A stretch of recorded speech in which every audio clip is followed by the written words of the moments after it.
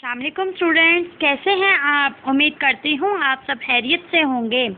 मैं मिस समन। आज के हम जियोग्राफी के लेक्चर में chapter number 5 atmospheric pressures and circulation के बारे में पढ़ेंगे। आज का लेक्चर स्टूडेंट्स हमारे लिए बहुत इम्पॉर्टेंट है, क्योंकि आज हम अपने जियो के लेक्चर में chapter number 5 atmospheric pressures and circulations के बारे में पढ़ेंगे कि इस चैप्टर में हमें क्या क्या चीज़ फर्दर हम अपने लेक्चर्स में पढ़ेंगे, या इस चैप्टर में हमें क्या क्या चीज़ें बताई गई हैं। सो इस चैप्टर का इंट्रोडक्शन से स्टार्ट करते हैं कि इस चैप्टर का तारुफ क्या है और इसमें फर्दर पॉइंट्स क्या हैं जो हम पढ़ेंगे अपने जो आने वाले लेक्चर्स हैं उनमें। फर्स्ट ऑफ ऑल है एयर प्रेशर। एयर प्रेशर क्या होता है जी? मौसम और आबोहवा के स्टडी के लिए हवा का दबाव यानी एयर प्रेशर बहुत अहमियत रखता है।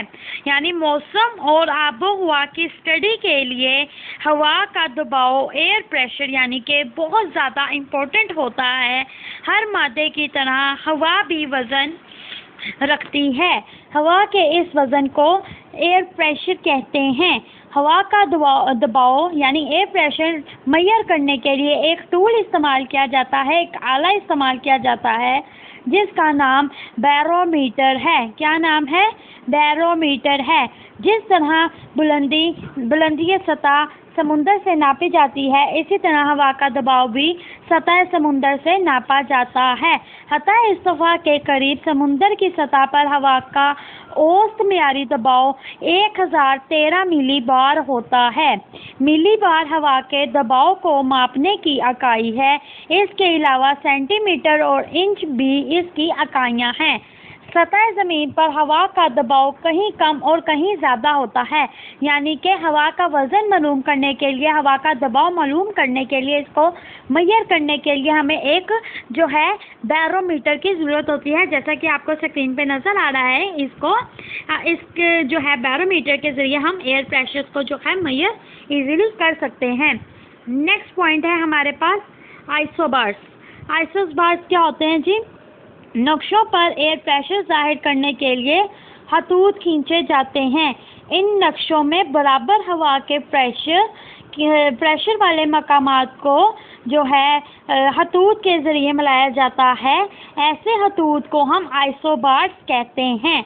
यानी कि जो मैप्स हैं, मैप्स पर एयर प्रेशर जाहिर करने के लिए खतूत खींचे जाते हैं। जैसे कि आपको यहाँ पे नज़र आ रहा है कि एक जैसे एरिया को कवर करने के लिए, एक जैसे एरिया को देखने के लिए क्या किया जाता है, एक जैसे एरिया को नक्शे पर एक जैसे जो है हवा के प्रेशर को मकामात के खतूत के ज़रिए इसको मिलाया जाता है। या जिस तरह के इसको स्क्रीन पे देखें आप अपने डायग्राम, जिस तरह इसमें मिलाया जा रहा है। यानी कि नक्शों पर एयर प्रेशर जो है उसको जाहिर करने के लिए खतूत खींचे जाते हैं। इन नक्शों में बराबर हवा के दबाव वाले मकामात को खतूत के ज़रिए मिलाया जाता है। ऐसे मकामात को हम आइसोबार्स कहते हैं। नेक्स्ट पॉइंट है हमारे पास air pressures and height. Air pressures and height का मतलब हवा का दबाव और बुलंदी। यानी कि जो एटमॉस्फेयर सतह ज़मीन से इंतहाई बुलंदी तक फैला हुआ है। सतह ज़मीन के ज़ेरे इलाकों में हवा कसीफ होने से इसका दबाव ज़रा ज़्यादा हो जाता है।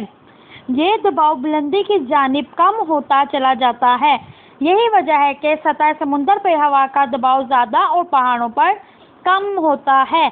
अगर पहाड़ की चोटी और इसके दामन पर हवा का दबाव मालूम हो जाए तो इससे पहाड़ की बुलंदी मालूम की जा सकती है। जैसा कि आपको यहाँ पे नज़र आ रहा है कि station A, station B and station C, इनमें से अगर हमें यहाँ पे दबाव की बुलंदी जब हमें नज़र आ जाए या समुंदर पर हवा का दबाव हमें नज़र आ जाए तो हम इजीली जो है पहाड़ की चोटी और इसके दामन पर हवा का दबाव जो है उसको मालूम कर सकते हैं। नेक्स्ट पॉइंट है air pressure builds on the globe. Air pressure builds on the globe यानी सतह इर्तिफा पर सूरज की शुआएं सनरेज सारा साल करीबन आमूदन पड़ती हैं, वर्टिकल तरीके से पड़ती हैं। ज़मीन की गुलाई की वजह से कतबैन की तरफ तिरछी हो जाती हैं। आमूदी जो शुआएं हैं यानी हॉरिजॉन्टल जो इसकी रेस हैं वो सतह ज़मीन को ज़्यादा गर्मी पहुंचाती हैं और तिरछी शुआएं कम गर्मी पहुंचाती हैं। इसलिए दर्जा हरारत हद इर्तिफाक से कतबैन की तरफ कम हो जाता है और जो है ज़मीन पर बनने वाले जो एयर प्रेशर हैं उनको कुछ पॉइंट्स में जो है उसको डिस्ट्रीब्यूट किया गया है, जैसा कि वो हैं equator belts of low pressure, number 2 सब tropical belts of high pressure, number 3 sub polar belts of low pressure, number 4 polar belts of high pressure. यानी कि ज़मीन पर बनने वाले जो एयर प्रेशर जो हैं उनके हलकों को 4 हिस्सों में तकसीम किया गया है। Equator belt of low pressure, sub tropical belts of high pressure, number 3 sub polar belts of low pressure, number 4 polar belts of high pressure. Next है अब पॉइंट हमारे पास विंड सिस्टम, यानी हवाओं का निज़ाम क्या है। हवा हमेशा ज़्यादा दबाव के इलाके से कम दबाव के इलाके की तरफ सतह ज़मीन के मुतवाज़ी चलती है। जिस सिमत से हवाएं चलती हैं इस सिमत के नाम से इसको मंसूब किया जाता है, पुकारा जाता है। ज़मीन पर चलने वाली हवाओं को जो है तरह तरह के तरीक़ों से बयान किया जाता है, मसलन permanent winds, western winds.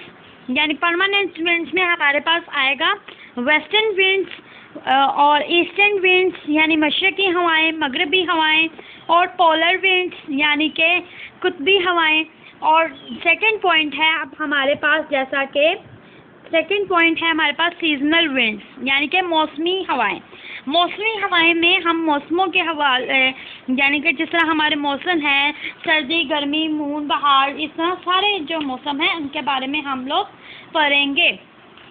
Seasonal winds के बाद नंबर 3 पॉइंट आता है हमारे पास लोकल विंड्स, यानी कि लोकल विंड्स में हम मकामी हवाएं जो कि महदूद मकामात से वाबस्ता होती हैं, जैसे साहिली इलाकों में दिन और रात के दर्जा हरारत में फ़र्क की वजह से पैदा होने वाली जो हमारे पास जो मुकामी हवाएं आएंगी, जो मुकामी हवाओं को यानी कि लैंड ब्रीज और सी ब्रीज कहते हैं हम इन लोगों को।